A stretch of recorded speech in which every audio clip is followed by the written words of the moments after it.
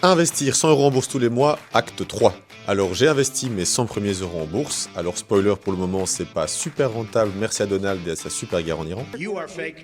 Et ce mois-ci une nouvelle grande question se pose, est-ce que je réinvestis sur les mêmes ETF ou est-ce que j'investis mes 100 € sur des nouveaux ETF? Bon, j'étais déjà clairement prêt à faire des dingueries, gros excès de confiance, mais Nicolas m'a directement calmé avec ce petit mail. Au début, il faut clairement éviter de prendre plein d'ETF différents. Il vaut mieux bâtir son portefeuille sur un ETF ou deux ETF à condition qu'il soit évidemment diversifié à l'échelle mondiale pour réduire le risque. Dans mon cas, c'est le cas puisque mes deux ETF investissent dans plusieurs centaines d'entreprises à l'échelle mondiale. Mais au final, pourquoi changer d'ETF? Vous pourriez vouloir réduire le risque. Pour le moment, mes ETF sont à 100% en actions. Mais on peut aussi investir dans un ETF en obligations.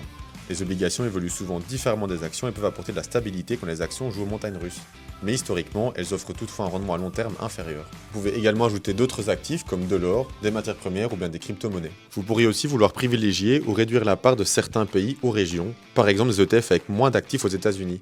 À l'heure actuelle, 60 à 70% des ETF mondiaux sont investis dans des actions américaines.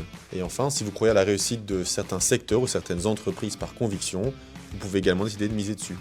Mais bon, au début, mieux vaut éviter et racheter le même ETF. Vous éviterez ainsi de vous perdre et de vous poser trop de questions. J'ai donc suivi la voie de la raison et la voie de Nicolas, j'ai réinvesti mes 100 € dans les mêmes ETF, alors rendez-vous dans un mois pour la suite de cette série.